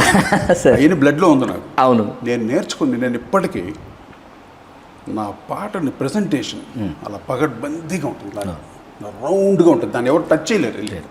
మీరు బావమరిదిలో బావలు సయ్యా చేసి అది ఒక ఇవాల్టికి అవుట్ స్టాండింగ్ కాలానికి నిలబడి వెంటనే మీకు మళ్ళీ ఎడిటర్ మోహన్ గారు మళ్ళీ శుభమస్తు సినిమాలో బావస్తే నమస్తే మీకే మీలో కాంపిటీషన్, అది మీరే చెయ్యాలి ఆ పాట. శుభమస్తు బావస్తే అయ్యో శుభమస్తు ఎలాంటి మ్యూజిక్ ఇచ్చారు సార్ మీరు, అద్భుతమైన బావస్తే నమస్తే పాట. మేము కంపేర్ చేసి చూసాం అప్పుడు. బావులు సయ్యా చేసి ఇమ్మీడియట్ అలా చేసుకుంటూ వెళ్ళిపోయేవాళ్ళు. మాకు ఏది హిట్ అవుతుంది, ఏది సూపర్ హిట్, ఏది ఫ్లాప్, ఏది తెలిసేది కాదు. ఆ 4 గోడల మధ్య ఉండేవాళ్ళం. పాట చేసామా, వెళ్ళిందా రిచ్ ఎవడో వచ్చి చెప్పారు, మీ బొట్టోళ్ళు వచ్చి, ఏమయ్యా సినిమా 10 రూపాయలు ఆ పాట సూపర్ హిట్. అలాగనే మళ్ళీ భయం వేసేది. నెక్స్ట్ ఏం చేయాలి, వాట్స్ నెక్స్ట్, అలా భయం వేసేది. అంటే ఇన్ని రకాల చేంజెస్ మ్యూజిక్లో ఒక్కొక్కటి చేసిన ఇళయరాజా గారు చేసిన, మన నరసారెడ్డి గారు చేసిన సినిమా అది గీతాంజలి. అది 30 years అవును అవబోతుంది. ఆ సినిమా చూడండి, ఎందుకు ఆ మ్యూజిక్ అలా వచ్చింది. ఇట్స్ డైరెక్టర్ మణిరత్నం గారు. ద స్టోరీ ఏంటి, స్టోరీని బట్టి మ్యూజిక్ పుడుతుంది. అంత మంచి మ్యూజిక్ అంటే ఎవరు ఎక్స్పెక్ట్ చేయలేము. ఆ కథ, ఆ సందర్భాలు అడుగుతాయి. మల్లేశ్వరిలో ఏం పాటది, భానుమతి గారు పాడింది, మనసున మల్లెల ఎంత లోగా ఉంటుంది. అలాగే దీంట్లో గీతాంజలి ఒక పాట ఉందేంటి, లోలో ఒక పాట ఉంటుంది ఏంటి, ఓ పాపాలి, ఆ. ఓ పాపాలి. ఓ పాపా లాలి. లాలి. చూడు, ఆ సిచ్యువేషన్కి ఇదే సిచ్యువేషన్ ఇంకో డైరెక్టర్ చెప్పారనుకో, ఓ పాప లాలి కదా, అక్కడ నాకే ఓ పాప జింగి చిక్కు చిక్కు జింగ్ లాలి లాలి ఇలా చేయాలి వీళ్ళకి. అర్థమైందా? అర్థమైంది సార్. వీళ్ళకి బీట్ పడాలి వీళ్ళకి. అక్కడ ఇళయరాజా ఆయన సొంత మ్యూజిక్ ఏం చేయాలో చేశాడు, డైరెక్టర్ తీసుకున్నాడు, పిక్చర్ చేసేది. అక్కడ నాగార్జున కాదు, ఎవరెవరు కాదు, హీరో కాదు, director it's subject is the hero. అలా చేసిన సినిమాలు ఉన్నాయి. అందువల్ల వాళ్ళకి ఫ్రీడమ్ ఉండి ఇళయరాజా అనేటువంటి ఒరిజినల్ మ్యూజిక్ చేసే అవకాశం కలిగింది. మాకు తెలుగులో అవకాశం కలగలేదు, గట్టిగా చెప్తున్నాను నేను. అవకాశం అస్సలు లేదు లేదు. లేదు. మేము ఎప్పటికప్పుడు రాజ్కోటి అంటే ఎముడుకు బోర్డులో కొట్టేచ్చు, ఆ టైప్లో కొట్టండి అమ్మా, ఇదే వచ్చిన వాళ్ళంతా. లేకపోతే ఇంకోటి హలో బ్రదర్ ఇట్టేందుకు, హలో బ్రదర్ అలా కొట్టండి అమ్మా. ఇంతేగాని వచ్చి ఏదైనా కొత్త రకం ట్రై చేయండి రా, మీరు తీయండి రా, మేము చేస్తాం రా, నో బడీ. ఏ డైరెక్టర్ నేను అందరూ చెప్తాను. అప్పటి ఉన్న దాంట్లో మాకు ఉన్న మా ప్యాషన్ తోటి మేము చేసే పాటలు వినిపించి ఇంప్రెస్ చేసేవాళ్ళు వాళ్ళు. ఎలా ఇంప్రెస్ చేసేవాళ్ళం, మొత్తం టీం పెట్టిన ఆర్కెస్ట్రా పెట్టుకొని కంపోజింగ్లో అన్ని రకాలు అందరం వాయించి, ఓహో ఇలా ఉంటుందా ఈ పాట, స్వరూపాన్ని చూపించేవాళ్ళం. కొంతమందికి స్వరూపం అర్థమయ్యేది కాదు, ఆ సంగీత స్వరూపం ఏంటి. ఇప్పుడు నాన్నగారు కంపోజ్ చేసినా, ఇళయరాజా గారు కంపోజ్ చేసినా స్వరూపం తెలియదు పాటకి. మేము స్వరూపాన్ని ఇచ్చేవాళ్ళం అక్కడ. ఓ ఇలా వస్తుంది పాట అని ఒక స్వరూపాన్ని ఇచ్చేవాళ్ళం. దీన్ని ఇలా తీయాలి అని వాళ్ళు ఓహో ఇలా బాగా వస్తుంది అని ఒక అలాగా మా చూసి మేము అలా అంటే ఇంప్రెస్ చేసి అలాగా అమ్మేమన్నమాట. ఇవాళకి సార్ అల్లుడా మజాక మొన్న రాముడి పాట మరొకటి చిరంజీవి గారు చేసినప్పటికీ అల్లుడా మజాకతో కంపారిజన్ వచ్చింది పాటతో. మా ఊరి దేవుడు అందాల రాముడితో కంపారిజన్ వచ్చేసి ఆ పాటకి కాస్ట్లీయెస్ట్ సాంగ్ నేను చేసిన ఆర్కెస్ట్రాలో 108 మందో 116 మంది 110 మంది ఎంతోమంది ఆర్కెస్ట్రా ఆ పాటకి ఎంతమంది రిథమ్స్, కోరస్, వైలెన్స్, తర్వాత ఇంకా కీబోర్డులు ఇన్ని రకాలుగా పెట్టి దాన్ని రికార్డింగ్ చేయాలా. అప్పటికి 3 ట్రాకే అక్కడ. అప్పటికి 3 ట్రాక్లో రికార్డ్ చేశాను. క్వాలిటీ చూడండి ఇప్పటికి ఎంత బాగా. మా కొల్లి రామకృష్ణ గారు సౌండ్ ఇంజనీర్, ఆయన రికార్డ్ చేశాడు. ఎంత గొప్పగా ఉంది ఆ పాట.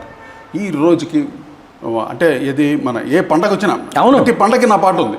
శ్రీరామనవమి అంటే మా ఊరి దేవుడు అందాలి, మా హ్యాపీ న్యూ ఇయర్ అంటే కమ్మని కలలకు ఆహ్వానం, హ్యాపీ న్యూ ఇయర్. సంక్రాంతి వచ్చిందే తుమ్మెద. మరి పెళ్లి పాట అంటే ఆకాశం స్నేహితుల పాట అంటే స్నేహాని కన్న మిన్న లోకాన లేదు. ఫ్యామిలీ సాంగ్ అంటే డోలారే డోలారే డమ్ చిక్కి చిక్కిదారా. ఎన్ని పాటలండి ఏంటంటే ఊరికేనా చాలు రాసే కొడుకంటే ఊరికే ఇది కాదు. మనం మజాక ఇన్ని పాటలు చేసాం. ప్రతి పండగకి నా పాట ఉంది. అవును, 95లో విడుదలైంది సార్ అల్లుడా మజాక. ఈ మధ్య ఎక్కడో ఒక చోట వేసాం పాట, ఏది చాలా హెవీ సౌండ్స్ ఉన్న చోట వాంటెడ్గా పెట్టించాం. పెడితే తెలియని జనరేషన్ ఉన్నారు, వాళ్ళు వింటున్నారు. ఫస్ట్ ఓపెనింగ్ ఈ డ్రమ్స్ అవి పలకలు అన్నీ వచ్చేస్తాయి కదా. అసలు వాళ్ళందరూ ఏంటంటే ఏ సినిమాలోది ఇప్పుడు ఈ పాట ఎప్పుడు ఎవరు చేశారు ఇది చూస్తున్నారు అనమాట. 95 అల్లుడా మజాక చిరంజీవి గారు, రాజ్కోటి గారు ఆ రోజుల్లోనే ఇలా చేసేసారు. తారా గారి కొరియోగ్రఫీ.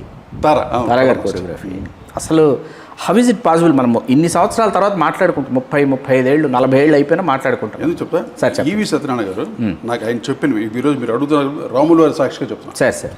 ఒకటి చిరంజీవి గారి మీద రాముడు గారి మీద పాట చరిత్రలో ఉండిపోవాలి. ఎలా చేస్తావో నాకు తెలియలేదు. చరిత్ర ఉండిపోవాలి. ఎంత ఖర్చు అవుతుందో నీ ఇష్టం, ఆర్కెస్ట్రా ఎంత పెడతావు నీ ఇష్టం, గ్రాండ్గా ఉండాలి సాంగ్. అది దేవి ప్రసాద్ ప్రొడ్యూసర్, కేటీ నెంబర్ 1 ఆయన సినిమా. అసలు సాంగ్ రికార్డింగ్ చేస్తుంటే బిల్లు ఆ రోజుల్లో ఒక 60,000 75,000 అయ్యే పాటలు మ్యాక్సిమం. ఇది పెద్ద పాట అయినా 75,000 అయ్యేది. దీనికి 1,75,000 2,25,000 బిల్లు, ఆర్కెస్ట్రా బిల్లు అప్పట్లో. దేవి ప్రసాద్ ఏం చేశారు, మా గురుగారు చక్రవర్తి గారు ఫోన్ చేసి, రే నువ్వు చెప్పరా కోటికి, వాడు ఏంట్రా ఎంత పెద్ద ఆర్కెస్ట్రా పెట్టేసాడు, ఇది బాంబే హిందీ సినిమాలో చేస్తున్నాడు రా వాడి పాటని. మా గురుగారికి ఆయన నాకు ఫోన్ చేశారు చక్రవర్తి గారు, ఏంటి కొట్టి చూడు వాడు బిల్ ఏదో ఎక్కువ అయిందంట, దేవి ఫోన్ గోల్ పెడుతున్నాడు. లేదన్నా ఇది పాట చిరంజీవి గారి మీద కొంచెం బాగా మంచి స్పాన్ ఉన్న పాట అని చెప్పి నేను అవాయిడ్ అయిపోయాను. ఆ పాటను ఎలా చేశానంటే సరే. పాట పుట్టటమే సాహిత్యంతో పుట్టింది నాకు. అవును. రాములు గారు సాక్షిగా చెప్తున్నాను. తర్వాత వేటూరు గారు ఫిల్ చేశారు దాన్ని. మా ఊరి దేవుడు అందాల రాముడు, మా తల్లి సీతమ్మకు శ్రీరాముడు దేవుడు, ఇలా పుట్టింది పాట. అక్కడ రిథమ్స్ బిగినింగ్ ఎత్తుగడ.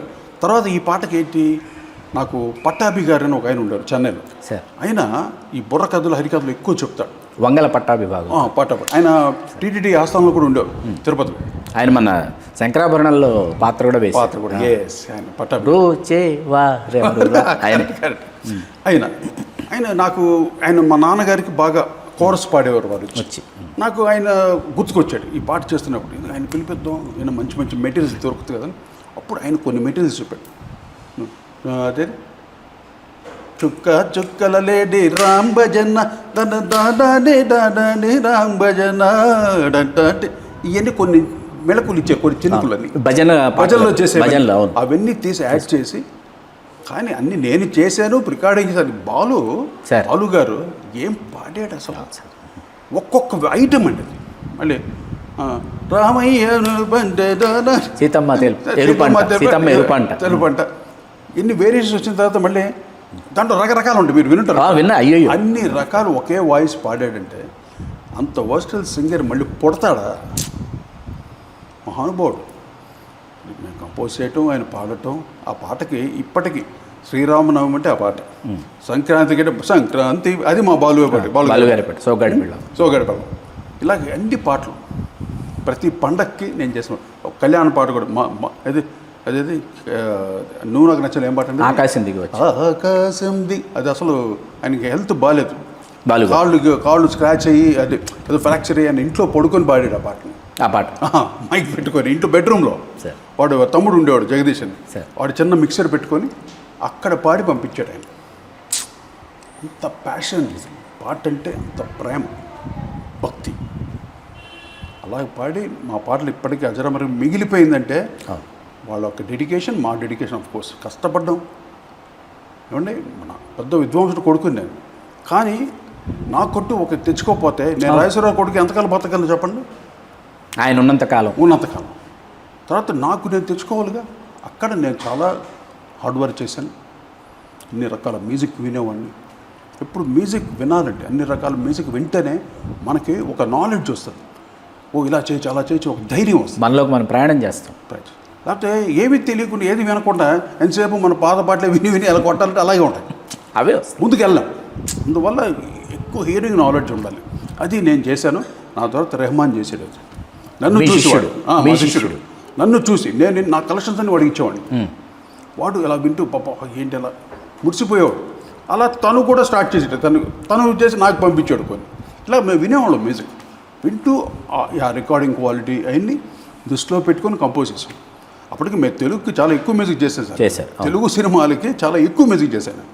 ఎవరు చేయరు ఇలా వేస్ట్ కంట్రిబ్యూషన్ అన్నాను. అది నా పర్సనల్ ఇంట్రెస్ట్, నాకు తపన, నా డెడికేషన్లో చేశాను. అది ప్రేక్షకులు ఆదరించారు. ఇప్పటికీ ఆ పాటలకి నీరాజాలు పలుకుతూ ఎటువంటి క్లాప్స్ ఎటువంటి ఐఎమ్ రియల్లీ ఎంజాయింగ్ దట్. వాళ్ళ నాన్నగారు లేరు. నాన్నగారు సాలూరు రాజేశ్వరరావు గారు మీకు జన్మనిచ్చిన తండ్రి. మీకు సంగీత దర్శకుడిగా మీకు మరొక జన్మ ప్రసాదించిన చక్రవర్తి గారు మీ గురువు గారు. ఆ తర్వాత మీరు పాఠాలు నేర్చుకున్న కుమార్ గారి దగ్గర, వి కుమార్ గారి దగ్గర. సార్ ఆయన దగ్గర 1.5 years పనిచేశాను. వి కుమార్ గారు గిటారిస్ట్. ఆయన్ని సౌత్ ఇండియన్ మదన్ మోహన్ అనేవారు. ఆయన్ని వి కుమార్ మెలోడీ కంపోజర్, చాలా మంచి. కన్నవారి కళలు, జమినీ తమిళ సినిమాలు చాలా ఉన్నాయి. బాలన్ గారి డైరెక్షన్, గ్రేటెస్ట్ కంపోజర్ ఆయన కూడా. ఆయన దగ్గర పని నా అదృష్టం. ఈ మహానుభావుల దగ్గర పని. తర్వాత మీరు ఎస్పి బాలసుబ్రహ్మణ్యం గారు, వేటూరు సుందరరామూర్తి గారు, సిరివెన్నెల సీతారామ శాస్త్రి గారు, వీళ్ళ గురించి ముగ్గురు గురించి వీళ్ళ లేరు. వీళ్ళ గురించి చెప్పమంటే ఒక్కొక్క మాటలో ఒక్కొక్కరి గురించి చెప్పమంటే ఏం చెప్తారు? వాళ్ళతో కారణ జన్ములు సార్, మహర్షులు వాళ్ళు. అంతేనా సంగీత ప్రపంచానికి, నాట్ ఓన్లీ చలనచిత్ర పరిశ్రమ కాదు, వాళ్ళు సంగీత ప్రపంచానికే వాళ్ళు ఒక మహానుభావులు. దాంట్లో మొదటి స్థానం మా బాలుగారు, వేటూరి గారు, సిరివెన్నెల సీతారామ శాస్త్రి. వాళ్ళలో ఉన్న టాలెంట్ నేను ఒకటి చెప్తాను. మేము సంగీత నేను చిన్నవాడిని, సంగీత దర్శకుడిని. కానీ నాకు అది ఇది ఉంది, నాకు వెనకాల నాకు బోర్డు ఉంది. అవును. వాళ్ళు ఎంత రెస్పెక్ట్ ఇస్తారంటే మాకు. వేటూరు గారు వచ్చి కంపోజింగ్ కూర్చుంటే ఆ మూల కూర్చుంటాడు, మా పక్కన కూర్చోడు. మూల ఓ అంటే సంగీత దర్శకుడు వాళ్ళు ఇచ్చే గౌరవం అది. సిరివెన్నెల సీతారామశాస్త్రి వస్తే ఆయన పక్కన ఎక్కడో కూర్చొని ఇలాగ మాకు ఎంత ఒబీడియంట్గా ఉంటారండి. అంటే వాళ్ళు సంగీత దర్శకులు అని మాకు ఒక రెస్పెక్ట్ ఇస్తారు. ఆత్రేయ గారు ఆయన కూడా మీరు పాడండి అయ్యా ఆయన మాకేంటి, ఆయన ఏదైనా పలికితే మేము చేయాలి. అతను ఎటువంటి పాటలు రాశాడు, ఆయన ఎంతసేపు ట్యూన్ చేయండి అయ్యా, ట్రెండ్ న్యూ వచ్చేసారు కదా మీరంతా యంగ్స్టర్స్ చేయండి. అప్పటికి ఏదో ఇచ్చి అలా చేసేవాళ్ళని. అలాగా బాలు గారు, వేటూరు గారు, సిరివెన్నెల సీతారామశాస్త్రి వీళ్ళు ముగ్గురు కారణ జన్మలు. తెలుగు చలనచిత్ర పరిశ్రమకి వీళ్ళు ముగ్గురంటూ లేకపోతే ఇంత బ్యాలెన్స్ ఉండేది కాదు అసలు, ఇంత చరిత్ర. బహుశా ఎవరెవరైనా వచ్చేవాళ్ళేమో కానీ ఈ స్థాయి వాళ్ళు ఎవరు వచ్చేవాళ్ళు కాదు. అది కేవలం వీళ్ళు కారణ జన్మలు.